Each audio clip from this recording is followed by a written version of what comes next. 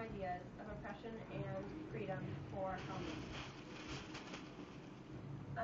These are just some things to consider. I'm not going to discuss them right now. Maybe we have more time. But how do the restrictions placed on Gamali limit her as she attempts to develop into an independent young woman? How do the symbols of freedom push Gamali to have an open mind and think on her own for the very first time? And how do Jaja and Gamali respond to the oppression growing up, and why do they develop differently from this oppression? Okay, now we're going to do something called the texture game. So I want everyone to go ahead and touch what's in your bag in front of you. Get out from your feet.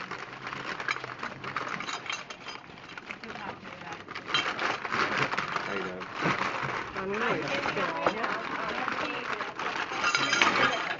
Oh my god. It's pretty odd. So on the index card, there's one index card where you guys are going to write one word to how you guys feel, like what the texture is, what they feel like. Just everyone write one word on this index card that I'm handing out. Where it says texture.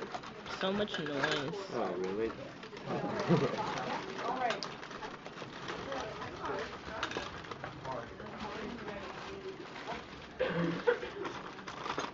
Oh, sorry, Amber. No, I don't get one. Awesome. We're missing one. It's okay.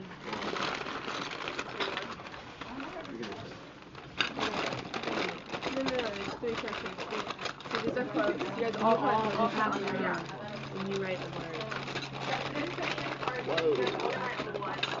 Okay. So now I want you guys to just look at the 2 quotes, compare them, and then choose which quote you would put for the theme of that bag. I'll read them out loud. They're also on the index card.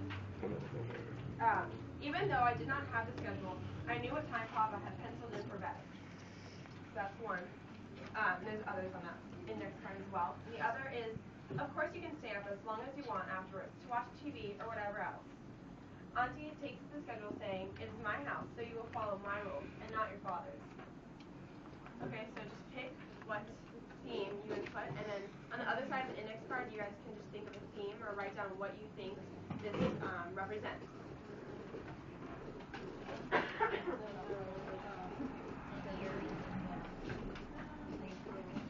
Okay. And put it in that bag. Now, put it in your bag, whichever quote you think. Sure. What? We're going to switch bags real quick and do the same thing. We keep that. See what's in them. Wait, can we put this other note card in?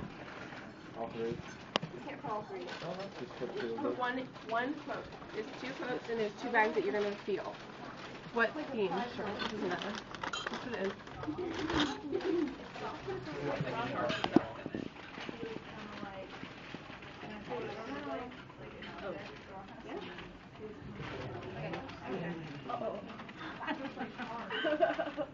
Okay, now feel your new bag. The topic is really unique. I think it was like 6 hours mixed in with The point of this is, I want you guys to look at the quotes you have left would be the theme you would choose for this bag. Or would you put that all in this bag?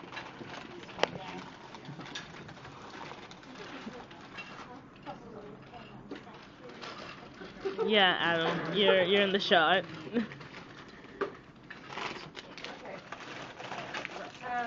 Okay. Basically, if you want to look in the bag, you can go ahead and look at what's in them. In one bag, there are hard objects. There is a mug with a love to sip, and there's different objects. There's some metal representing the gate, and you can just look and feel and see that these objects all represent something of oppression or restriction for Converly. Now, if you look in the softer bags, there's purple hibiscus, and there's also loofah from a bath, like I always said, and those represent her bath, and when she was singing and looking at the earthworms, both those things come to represent and symbolize freedom for her. So the textures, temperatures, smell, and your initial reaction of these objects come to make us associate these things as positive or negative things. may easily transform into symbols because we have connotations to the feel and texture of these items. We have an immediate connotation with the cold metal that this item is not welcoming or friendly. However, the contrasting textures of the soft and flexible flowers lead us to have a positive connotation to the object.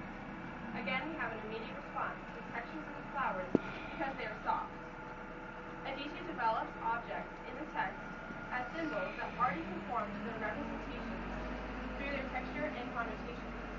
Adichie illustrates that their textures match what they are representing, so therefore our existing connotations are further confirmed by their symbolic meaning. Okay, we're just going to dive right into the different symbols. In the bag there was a piece of a car. The cars come to symbolize oppression. So what does it mean in the text? Really for them it's just their means of transportation. It shows that they have money. They have 4 cars. I mean, that's a big deal for their culture to have 4 cars, where some don't even have. I mean, Auntie is good because she's a contrast. She only has 1, and it's broken down. Kevin is their driver, and the physical structure and job is it contains people, it transports people. There's hard metal, strong plastic, and firm tires. So the car hinders Kambili's growth. Kambili's only friendly classmate advises after school she stop running off like that and walk with her classmates to the gate. This characterization of Kambili illustrates her evasion of social interactions by running to Kevin in the waiting car. And basically she's avoiding social interactions. The car isolates her from her classmates. Kevin was busy with Eugene's chores and Kambili was not allowed to keep them waiting, so she always dashed out of her last class.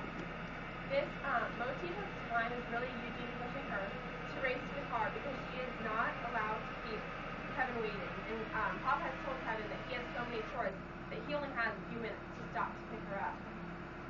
Kambili is avoiding confrontation of classmates, which is thus debilitating her social growth into a young woman as it blocks her friendships. A car is the extension of Eugene's oppression. Papa makes this car known by having the factory name emblazoned on the passenger door. This car visual imagery shows that Papa has made it very clear to who owns and controls that car, not only to the public, but the passenger that is in that car. I mean, if you think about it, sitting as a passenger in a car, you look out the window and there is a factory name emblazoned on that car.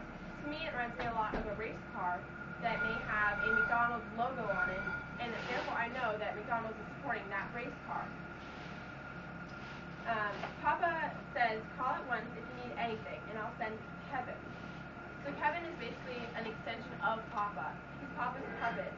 Kevin is paid by Papa, and therefore is almost his slave, or almost just an extension of him.